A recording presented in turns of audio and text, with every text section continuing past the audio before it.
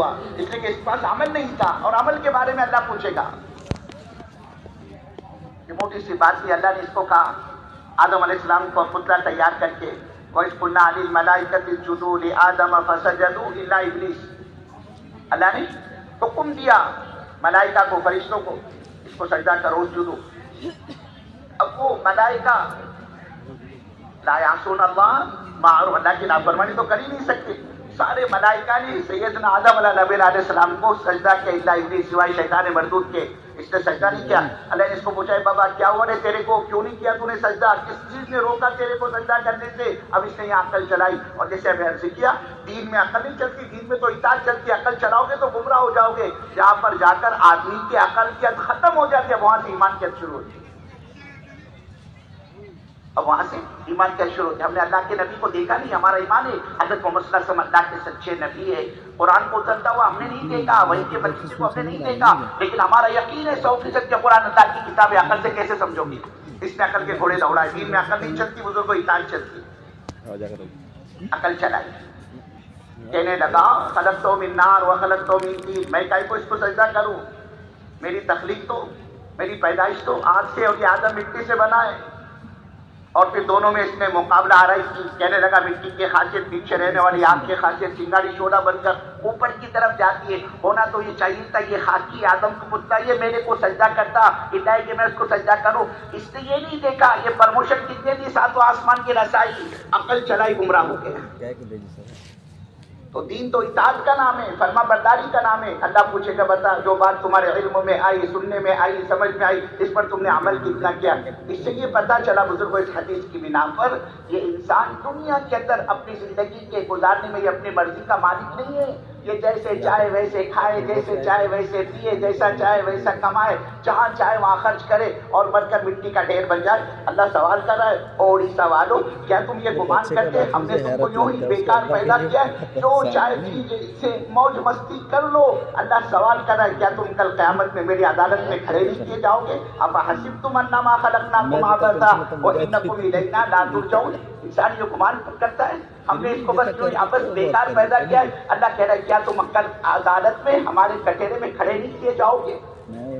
تو پتہ چلا بزرگوں یہ انسان اس دنیا میں زندگی گزارنے کے لیے نہیں، زندگی بنانے کے لیے آیا ہے. اور زندگی اچھے مکان سے نہیں بنتی، زندگی اچھے کپڑوں سے نہیں بنتی. دیکھو اللہ کا ضابطہ اور قانون تو ہے نہیں تمہارے بھونیشور میں، کٹک میں، پولیس میں، راول قلعے میں. جس ہمارے بندے کے پاس شاندار بہترین گرینائٹ اور RCC کا بنگلہ ہوگا، جس کے پہننے کے کپڑے عمدہ ہوں گے، جس کے پاس بہترین سواریاں ہوں گی، قیامت میں اللہ اس کو ویسے ٹریٹمنٹ دے گا.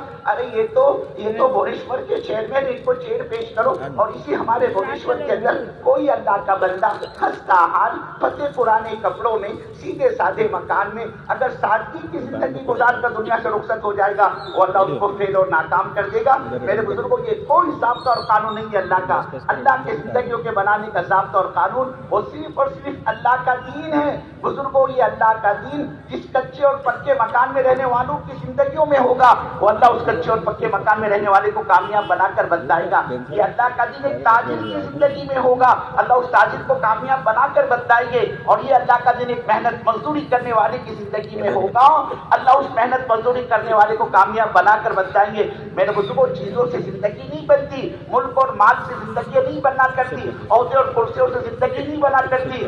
زندگی کے بننے کا معیار اللہ نے دین، ایمان اور اعمال کو بنایا ہے. اور یہ دعوت کی محنت اسی دین، ایمان اور اعمال کے زندگیوں میں زندہ کرنے کی محنت ہے. ملک سے زندگی بنتی، مال سے زندگی بنتی، عہدے اور کرسیوں میں اگر اللہ نے زندگیوں کا بننا رکھا ہوتا میرے بزرگوں تب تو ان چیزوں کے استعمال کی سب سے زیادہ جو مستحق ذات تھی وہ رسول پاک صلی اللہ علیہ وسلم کی ذات مبارک تھی. آپ بتاؤ ایمانداری سے اللہ کے نبی صلی اللہ علیہ وسلم سے بڑھ کر دنیا میں کون ہو سکتا ہے؟ اللہ فرما رہے ہو ہمارے محبوب صلی اللہ علیہ وسلم ہماری عزت کی قسم، ہماری عزت کی قسم اگر ہمیں آپ کو پیدا کرنا نہ ہوتا نہ یہ زمین ہوتی، نہ یہ آسمان ہوتا، نہ یہ چاند ہوتا، نہ یہ ستارے ہوتے، نہ یہ دریا ہوتی، نہ یہ پہاڑ ہوتا، نہ یہ سمندر ہوتا. اور ہمارے محبوب صلی اللہ علیہ وسلم ہماری عزت کی قسم یہ جو کچھ بھی ہم نے کائنات میں بنایا ہے وہ سب آپ کی برکت سے بنا ہے. تو بزرگوں جس نبی کی برکت سے اللہ نے کائنات کا اتنا بڑا نظام چلایا، زمین، آسمان، چاند، ستارے، سورج، دریا، پار اور سمندر کا یہ نظام جو اللہ نے چلایا، پھر کیوں نہ اللہ رب العزت اس کائنات کی بنی بنائی ایک ایک چیز سب سے پہلے اپنے نبی صلی اللہ علیہ وسلم کو عطا کرتا کہ سب سے بہترین کوٹھی، سب سے عالیشان بنگلہ اگر کسی کا مدینے میں ہوتا وہ اللہ کے نبی صلی اللہ علیہ وسلم کا ہونا چاہیے تھا۔ میری تمہاری عقل تو یہ کہتی ہے، لیکن زندگی کیا بتاتی ہمارے نبی صلی اللہ علیہ وسلم کی؟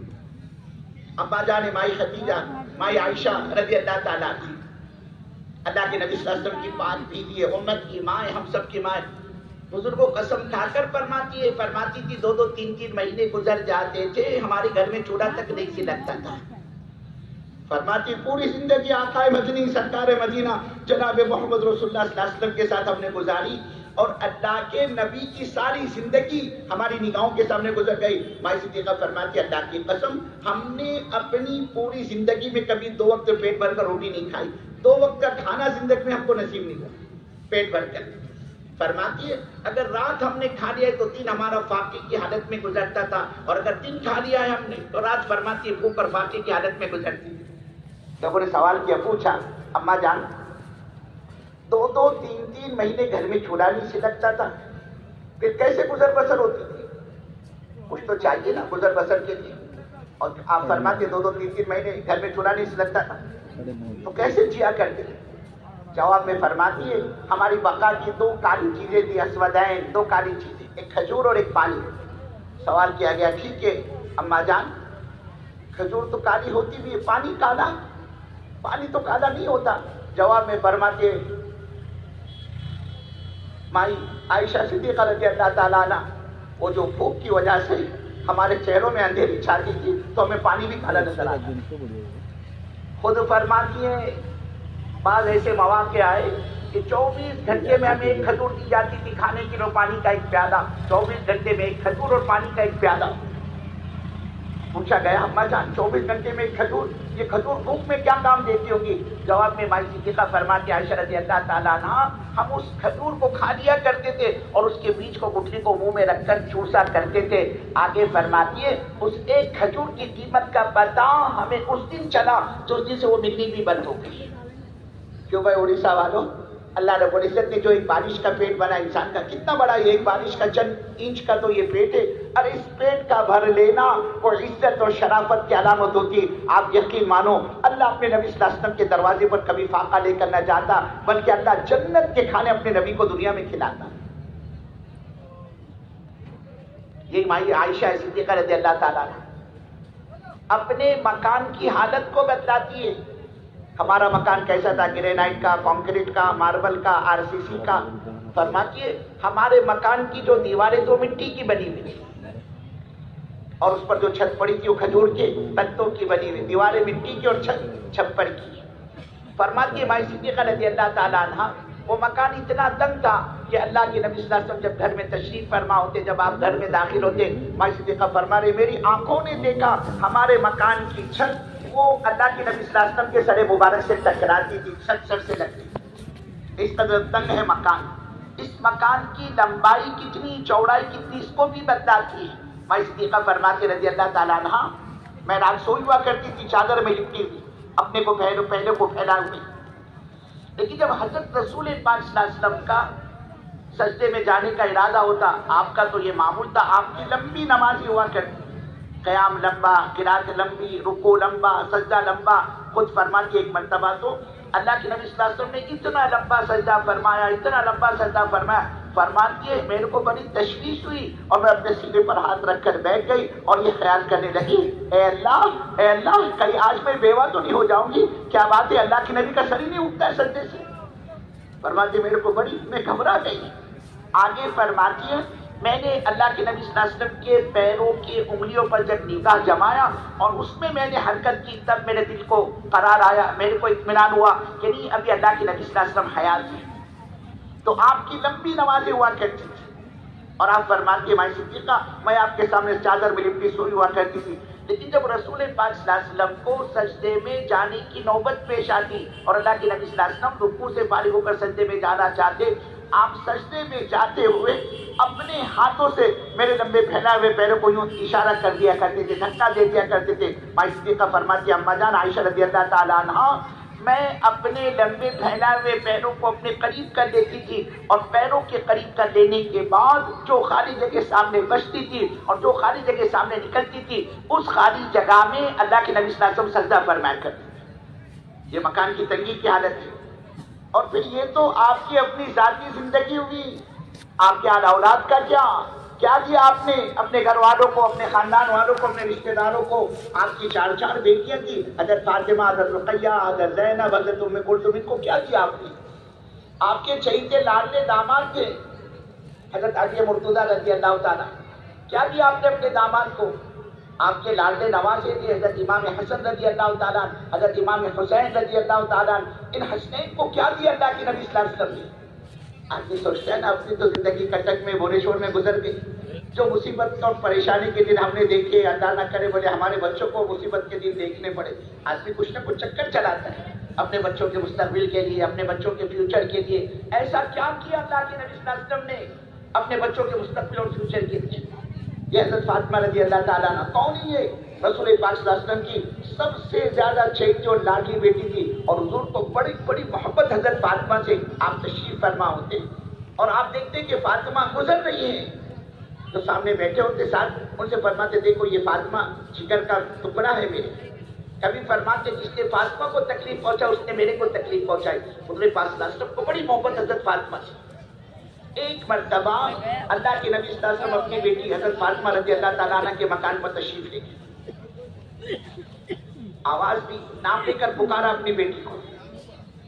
اب بیٹی تھی، اپنے باپ کی آواز پہچان لی تو میرے ابو ہیں جو مجھ سے اندر آنے کی اجازت مانگتے ہیں۔ حضرت فاطمہ رضی اللہ تعالیٰ نے کہا ابا کوئی نہیں، گھر میں اکیلی تنہا فاطمہ ہے، آپ کی بیٹی دوسرا کوئی نہیں، آپ اندر تشریف لے آئیں۔ آپ نے اجازت مانگی، بیٹی نے کہا ابا آپ اندر تشریف لے، کوئی نہیں میں اکیلی تنہا، آپ کی بیٹی فاطمہ، دوسرا کوئی نہیں، آپ اندر تشریف لے آئیں۔ اللہ کے نبی صلی اللہ علیہ وسلم نے فرمایا بیٹی فاطمہ ایک مہمان اور بھی ہے میرے ساتھ، عمران بن حسین رضی اللہ تعالیٰ، وہ بھی اندر آنے کی اجازت مانگتے، کیا میں انہیں اپنے ساتھ تمہارے مکان میں لے کر داخل ہوں؟ انہیں اندر آنے کی اور اندر لانے کی اجازت ہے؟ میرے بزرگوں اندر سے بیٹی نے روتے ہوئے جواب دیا اپنے باپ کو، کہا ابا آپ کو تو اندر آنے کی اجازت ہے لیکن وہ آپ کے ساتھ آئے ہوئے مہمان کو، آپ کے ساتھ لائے ہوئے مہمان کو اندر آنے کی اور اندر لانے کی اجازت نہیں ہے۔ پھر وجہ بنتا ہے کہ ابا آپ کی بیٹی فاطمہ کے پاس اس گھر کی 4 دیواری کے اندر اتنا کپڑا یا پردہ اور چادر نہیں کہ آنے والے مہمان سے پردہ کیا جا سکے۔ اللہ کے نبی صلی اللہ علیہ وسلم نے یہ سنا، زار و قطار اللہ کے نبی کی آنکھوں سے آنسو بہنے شروع ہو گئے، اور آپ نے اپنی چادر مبارک کو اتار کر اندر بھیجا اور پھر اس چادر کے ذریعے سے حضرت فاطمہ رضی اللہ تعالیٰ عنہ نے پردے کا انتظام کیا۔ یہ زندگی ہمارے نبی صلی اللہ علیہ وسلم کی ماں صدیقہ فرماتی ہے ہم نے حضرت رسول پاک صلی اللہ علیہ وسلم کے کپڑوں کو طے کر کے گھڑی کر کے کبھی صندوق اور اٹیچی اور الماری میں رکھا نہیں، فرماتی اس کی نوبت ہی نہیں آئی اللہ کے نبی صلی اللہ علیہ وسلم کے کپڑوں کو صندوق اور اٹیچی اور الماری میں رکھا جائے۔ کیوں بھائی بھونیشور والوں، اڑیسہ والوں، آج